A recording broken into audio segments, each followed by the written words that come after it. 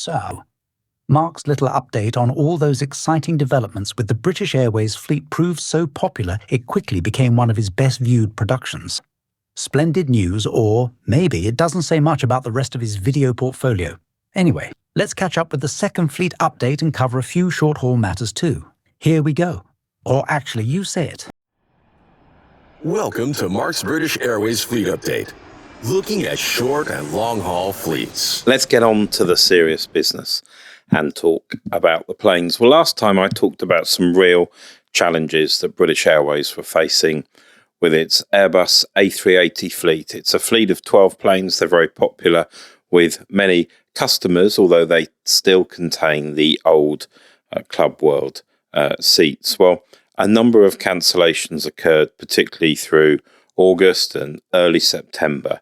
But the great news is British Airways actually got themselves up to a point at the very beginning of October where they actually had 11 out of 12 of the aircraft operational. They only need 10.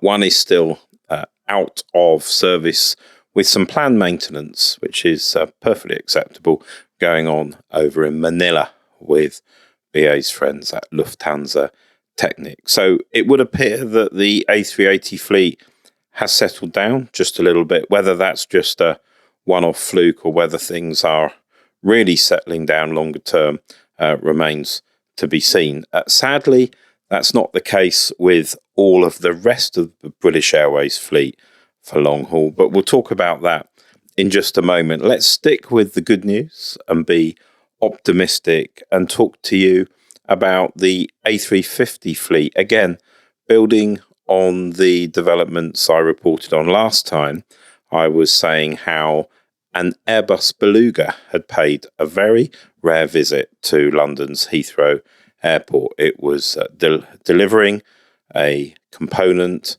for Golf X-Ray Whiskey Bravo Charlie in the British Airways A350 fleet.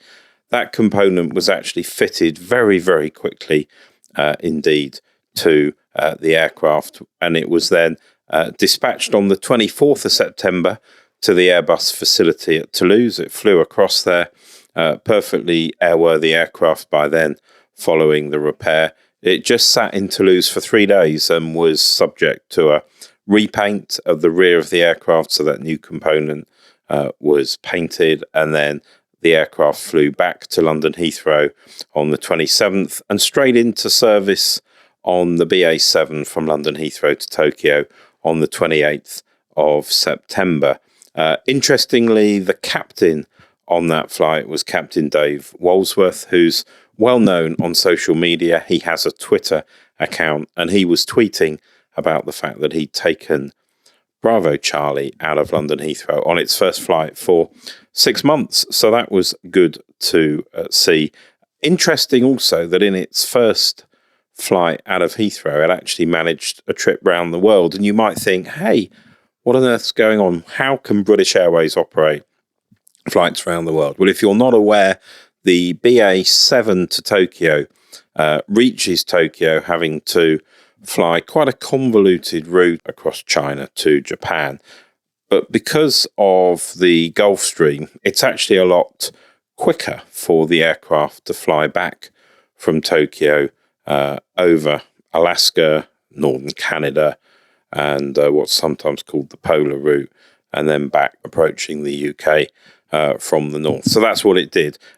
Maybe not a proper round-the-world navigation in terms of the normal rules, but nonetheless a trip around the world. And since then, the aircraft has been to South Africa, and it's settling down to being a good revenue-earning member of the British Airways A350 fleet. Well, let's stick with the good news before we talk about some of the challenges that British Airways are facing and talk about the 787-10 fleet. Well, the next aircraft off the Boeing production line in Charleston, North Carolina, is nearing completion. It's Golf Zulu Bravo Lima Kilo, if you're interested in that sort of thing. It's flown a couple of test flights using the call sign Bravo Oscar Echo 111. And hopefully that aircraft is nearing the point where British Airways will sign it off and its crew will fly it back to London and that aircraft can enter service. I think British Airways are very keen to get their hands on that aircraft, particularly in the light of some of the challenges. So the rest of the 787 fleet, particularly the 787-8s, have been suffering from some Rolls-Royce engine issues, and a number of aircraft have been out of service. Now, I understand the challenge is that the aircraft need replacement components in their Rolls-Royce engines, and there is a supply chain problem which Rolls-Royce have not really got to grips with, and as a result they are seeing aircraft being parked up in the British Airways fleet. So clearly that will be a major concern, and currently there are a couple of 787s parked up at Cardiff, in addition to the 787-8, which is having club suites being fitted. On the subject of club suites, the 777-300 we talked about last time, Golf Sierra Tango Bravo Bravo, is still in Cardiff. It's been there for nearly 3 months. Quite why it's taking so long to fit that aircraft with club suites is not entirely clear.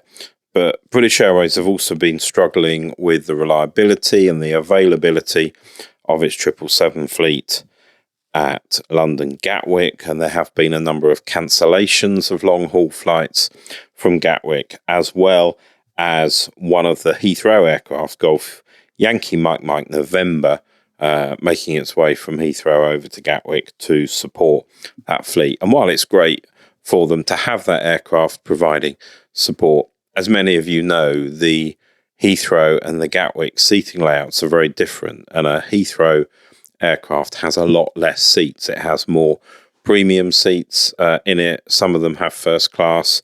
In this case, Mike November doesn't.